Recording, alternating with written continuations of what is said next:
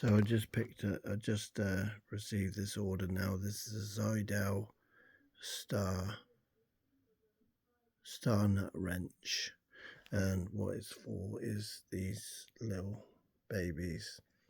So just to give you an example, I damaged a reed on a classic 1847, so it's the 7 blow reed, I believe, that upper blow reed. And when you order a pack, you get 3, and you got to use these little nuts. So let's see, look at this. I have managed to replace a reed in the past, but I didn't have this tool. So watch this space over the weekend. I may even be able to capture it. So see how small that is.